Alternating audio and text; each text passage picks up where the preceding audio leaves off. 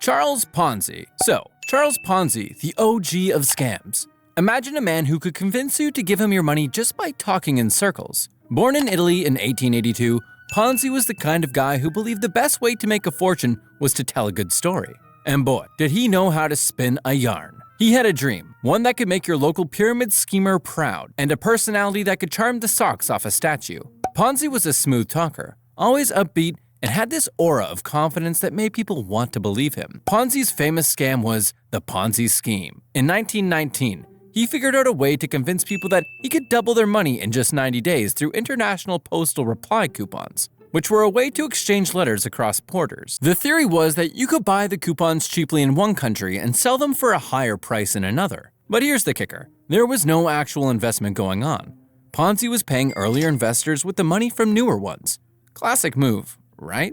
But here's where it all gets really juicy. By 1920, Ponzi was running his scam at full throttle, pulling in millions. And when I say millions, I mean millions by the standards of the day, around 15 million, which is equivalent to over 200 million today. It worked because people were desperate to believe in his success. They told their friends, family, and neighbors, and soon Ponzi's schemes was a nationwide sensation. But like all good things, it came crashing down when the math didn't add up. Ponzi couldn't keep up with the demands for payouts, and the authorities finally caught on. The aftermath? Ponzi was arrested in 1920 and sentenced to prison, but not before becoming an international sensation. His name lives on in the world of scams, and the Ponzi scheme is now a well-known term. Ponzi's life post scam?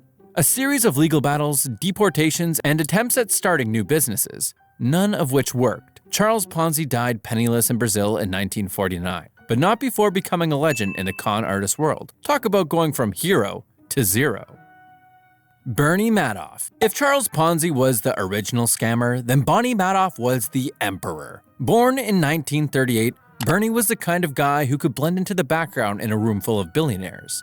But don't let that fool you. Madoff wasn't just any stockbroker. He was the mastermind behind one of the biggest financial frauds in history, an empire built entirely on lies. In fact, he managed to create a scheme that lasted for decades without getting caught, until it all unraveled in 2008. When the world finally realized that the king of Wall Street was nothing but a magician with a deck of stolen cards. Madoff's scam was a classic Ponzi scheme, but with a twist. He convinced some of the wealthiest individuals, celebrities, and organizations to invest with him by promising consistent high returns. The best part? There were no investments happening at all. Madoff was simply using new money from investors to pay out the old ones. And with returns that were good, too good to be true, people couldn't resist. He was running a giant illusion for years, and no one even blinked. It wasn't until 2008, during the global financial crisis, that Madoff's house of cards collapsed. As the markets tanked, people started to panic and demand their money back. Madoff couldn't keep up with the withdrawals, and the truth came out. He had defrauded investors an estimated $65 billion. Yes, you heard that right, $65 billion. The scale of his deception was mind-boggling. And the ripple effects were felt worldwide. It wasn't just rich folks who got hit. Charities, pension funds, and even ordinary people who trusted Madoff's reputation were left destitute. The aftermath was, as you'd expect, catastrophic. Madoff was arrested and sentenced to 150 years in prison. He spent the rest of his days behind bars, where he eventually died in 2021. His family was torn apart by the scandal, and his name became synonymous with betrayal in the financial world. But let's be real, if you can pull off a scam like that for decades, you deserve a place in the Conman Hall of Fame. Bernie Madoff's legacy? A cautionary tale about the dangers of trusting too much in someone just because they wear a suit and tie. Frank Abagnale. Frank Abagnale Jr. could make a con look like a craft. Born in 1948, this guy had the charm of a silver-tongued devil and the audacity of a Hollywood action hero. He was the mastermind behind some of the most jaw-dropping cons of the 1960s, and it all started when he was just a teenager. Abagnale's first scam was posing as a Pan Am pilot. At 16, can you imagine? A teenager walking around in a pilot's uniform, fooling everyone into thinking he was a seasoned airline captain? He traveled the world, flying for free and living a life most people can only dream of. But that was just the start. Abagnale didn't stop at flying for free. He posed as a doctor, a lawyer, and even a college professor. He was a mastermind at assuming identities and forging documents, and his cons were so elaborate that even the most seasoned professionals didn't know they were being duped. Frank's charm and quick thinking allowed him to live a life of luxury while the authorities chased him across the globe. It wasn't until he was 21 that the FBI finally caught up with him. By that time, he had pulled off scams totaling around $2.5 million, using fake checks and phony credentials. But here's the kicker. He did it all while evading capture for years. After being arrested, he spent time in several prisons. But it wasn't the end of the road for Frank. Once he was released, he became a consultant for the FBI, using his knowledge of scams to help catch other con artists. Talk about a plot twist. Frank Abagnale went from criminal mastermind to crime-fighting hero. Frank's story was so fascinating that it was made into a movie, Catch Me If You Can, starring Leonardo DiCaprio. He's now a security consultant and author, and while he's gone straight, his past as one of the greatest con artists in history remains unforgettable. His story proves that sometimes life's greatest con is escaping your own criminal past. Victor Lustig. Victor Lustig was a con artist with a kind of audacity that could make a normal person break out into a cold sweat just thinking about it. Born in 1890 in Austria-Hungary, Lustig was so smooth in fact, that he managed to pull off one of the most outrageous scams in history. What did he do? He sold the Eiffel Tower. Yes, you heard that correctly. He convinced a group of scrap metal dealers that the French government was looking to dismantle the Eiffel Tower and sell it for parts. And they believed him. But the story behind Lustig's scam isn't just about a man selling an iconic landmark. Lustig was a mastermind who knew exactly how to play on people's greed and ignorance. He didn't just sell the Eiffel Tower once. He managed to pull the scam off twice. His smooth talk and calm demeanor made it easy for him to manipulate people, and he pocketed a hefty sum for the scrap dealers who were eager to cash in on what they thought was a government deal. Imagine thinking you were buying a piece of history, only to realize later that you had been swindled by the world's best con artist.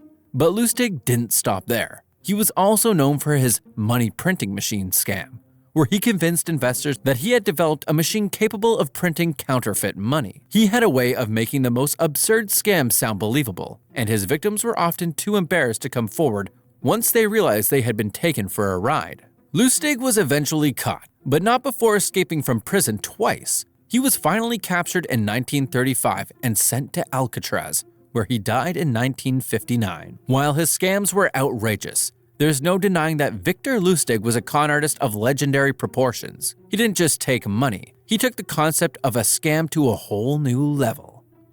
Elizabeth Holmes. In the world of Silicon Valley, Elizabeth Holmes was the golden girl.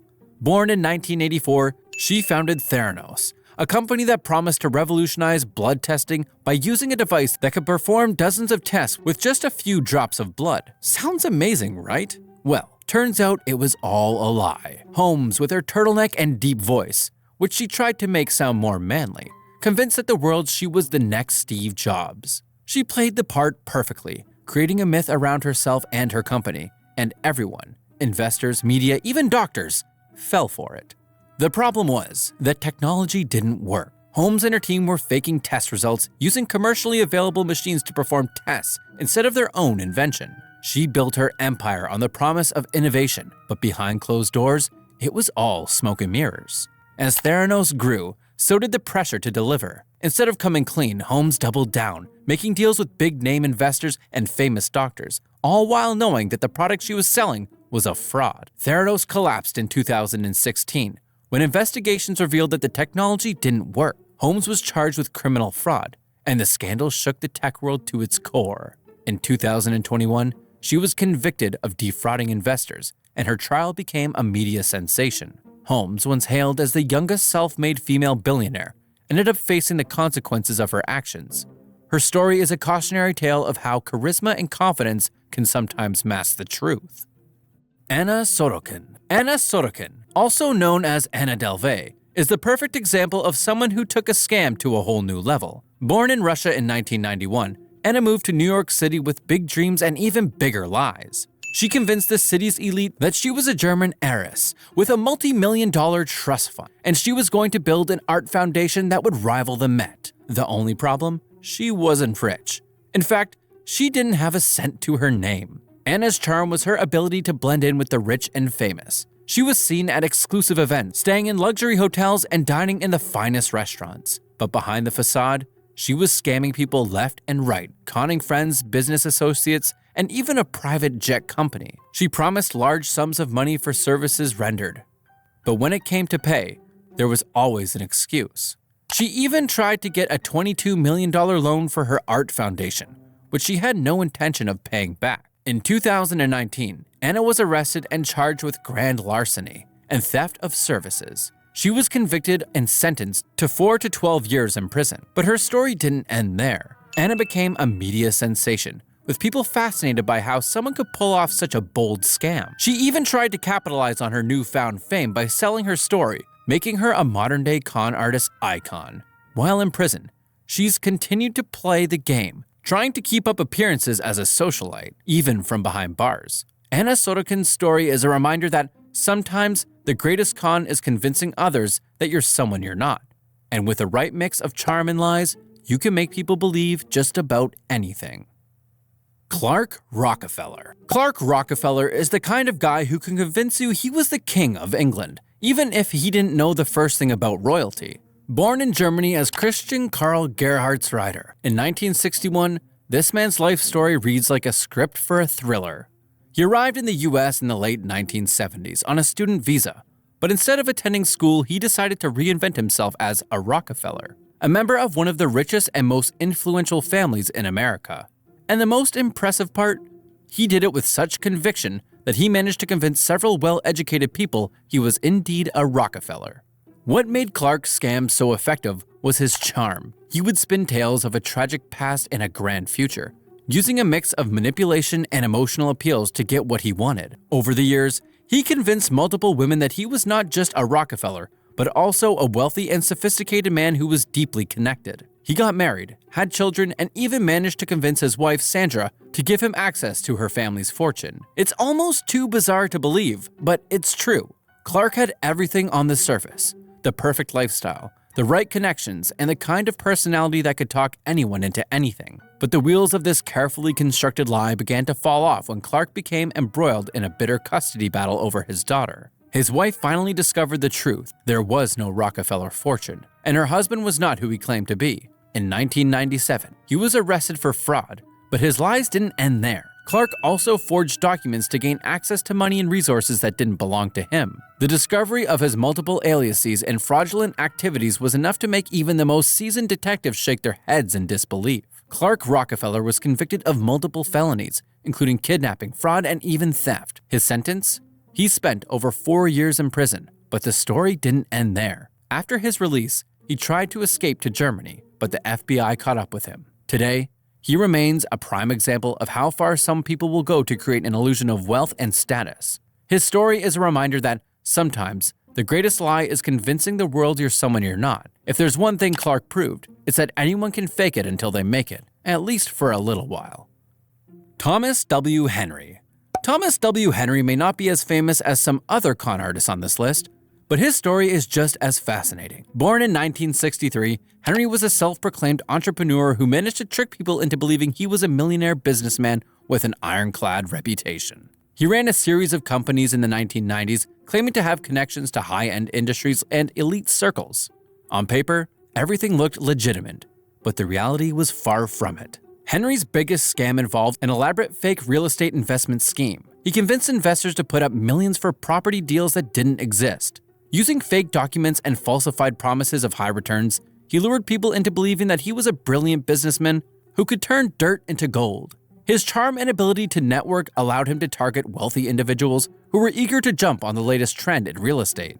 The result? Henry raised millions of dollars, only to vanish when the investors began asking for their returns. Eventually, Henry's empire collapsed. The investments turned out to be nothing more than smoke and mirrors, and the people who trusted him were left in the dust. When authorities began investigating, they found a trail of fraud, forged documents, and people who were devastated by the loss of their life savings. By the time he was arrested, Henry had already fled the country, but the FBI was hot on his trail.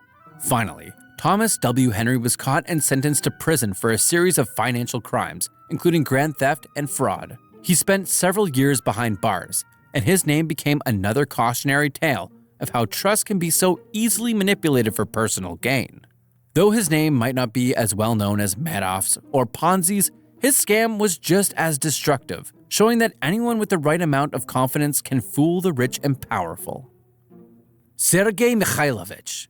Sergei Mikhailovich is a name that's not widely known outside of Russia, but within the country, he's become a legend of financial fraud. Born in 1970, Sergei was the kind of man who could make a Fortune 500 company look like a mere amateur. He started his career as a small-time con artist, but soon he realized that with the right amount of strategy, he could manipulate the system to build an empire. Mikhailovich's greatest scam involved a series of fake investment schemes targeting both wealthy Russians and foreign investors. He had a talent for creating complex financial structures that appeared legitimate, convincing everyone involved that they were about to make a massive return. Using fake documents and insider information, Sergei convinced people to invest billions in ventures that didn't exist. His ability to blend real business with fake promises made him a financial phantom, with the illusion of success covering up the fact that everything he was doing was built on lies. Mikhailovich's scheme was so sophisticated that it took years for authorities to uncover the truth. By the time they did, Sergei had already vanished, taking his ill-gotten fortune with him. The Russian government, which had been heavily involved in his dealings, was left in a state of chaos. His disappearance sparked a manhunt that lasted for years, with the authorities unable to track him down. The shocking part of Sergei's story is how he managed to maintain his operation for so long, using a combination of fake identities, encrypted communication, and an army of accomplices who helped him launder his money across the globe. While he's never been caught, his story remains one of the most elaborate and mind-boggling financial crimes in modern Russian history. Sergei Mikhailovich proved that with the right mix of intelligence, deception, and sheer nerve, you can scam even the most sophisticated financial systems and live to tell the tale. Whether or not he's living out his life in luxury, his con will go down as one of the greatest of all time.